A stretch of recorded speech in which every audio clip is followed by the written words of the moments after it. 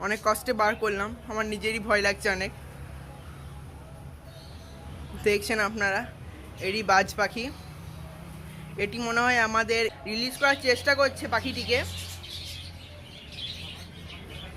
বাবা, এটা আমার বাবা। আমার বাবা ওপরে আজ ছুটি, ভোটের যেখানে ভোটের রেজাল্ট আজকে, সেই জন্য ওপরে এসেছিল বাবা।